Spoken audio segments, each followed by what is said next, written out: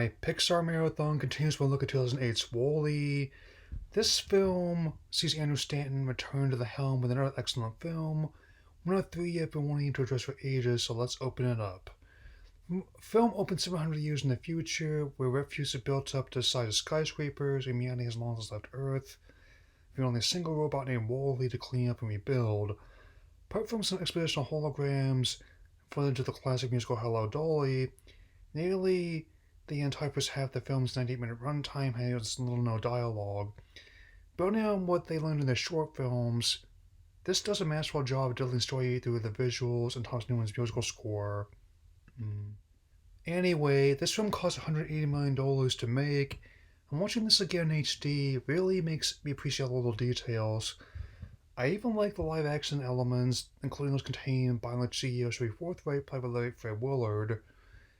As Wally returns to his bunker, some of the treasures discovered include the Luxo bowl and lamp, a familiar looking cane, which we'll come back to next time.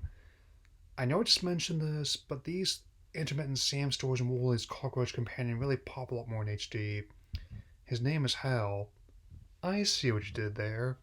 Another day of rummaging is ahead. I really like how Wally finds all sorts of treasures, from a brazier to a paddleboard during the cleanup. One bit always amuses me is how he throws the ring away and keeps a box of Cayman. One surprise does help advance the plot is a small plant growing in an old fridge. Indiana Jones, so another film that's somewhere not included, and I once again do not endorse / encourage emulating that scene. Scooping planting an old boot he found, Walt takes it back to his bunker when he spots it lays on the ground. And falling like a kitten, he chases it to the landing site with the extraterrestrial vegetation validator, or Eve for short. Eve is a sleek, white machine, still contrast to much more well-worn Wall-E. One constant is the influence Apple had in their design. Wall-E's solar battery makes the same noise his mapper does when it powers on after it's charged, and Eve fits the motif so well, she's a patronage for everything as an iPod in the future on TV tropes.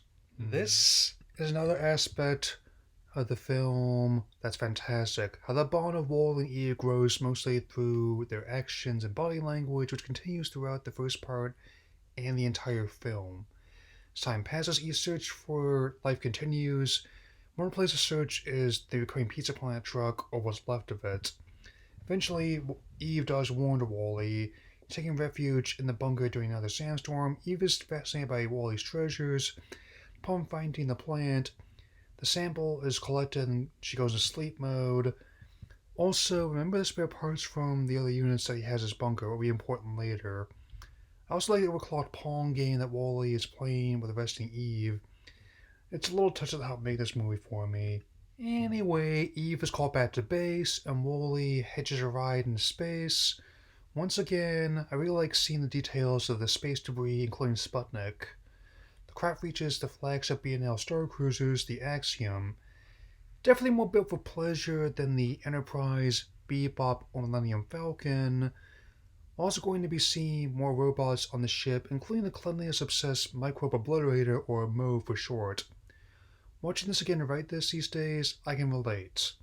Wally begins exploring the ship, delivering microgravity hover chairs and eating all their meals in liquid form for 700 years. Everyone on the ship is morbidly obese. Two key characters are John, which was John Ratzenberger, and Mary, was by Kathleen Najimy. Eventually, Walt and Eve make it to the core of the ship's current captain, which was Jeff Garland. There's also the autopilot, and we'll come back to that. When the Eve proves Hope tests positive with proof of plant life, the captain gets instructions to recolonize Earth. However, when the plant sample turns up missing, Eve is sent to maintenance alongside Wally and a host of other robots. Captain begins analyzing dirt on Wally and asks the ship's computer voices Sigourney Weaver to define Earth.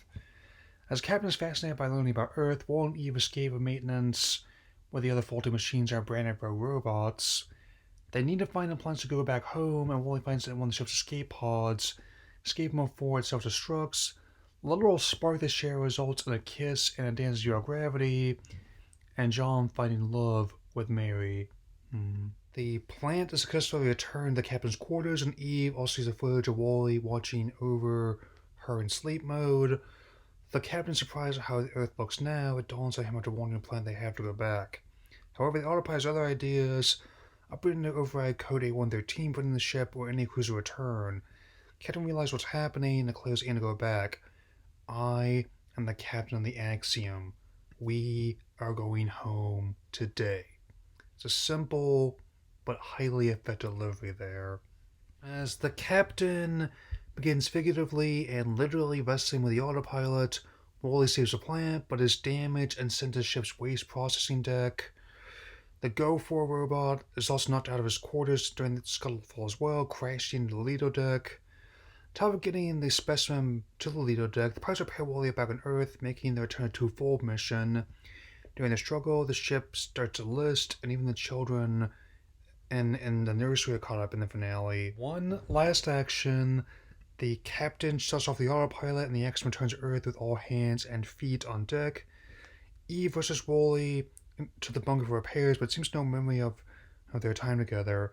Distraught Eve shares one last kiss, and it's that one little spark that takes to jog Wally's memory. Closing the humans and the machines alike rebuilding society back on Earth. The credits roll over different styles of history, so Sophia Gabriel's Down to Earth. I have seen this film numerous times since its initial release in 2008, and each and every time, including the viewing to write this review, I love it more. Everything about it just seems to click, from the animation to Ben Bird's sound design. Even with my love for Finding Nemo and its sequel, I think this may be my favorite film Andrew Stanton has made with Pixar. The film also made $220 million domestically and about $20 million worldwide on its $180 million budget. Remains among the studio's best work. I'm very glad to finally have this done, to have this lead the next phase of my life. This is not how the world ended, this is how it began again. My final rating is 4 out of 4. Next time, my Pixar Marathon continues my look at 2009's Up. Take care, everyone.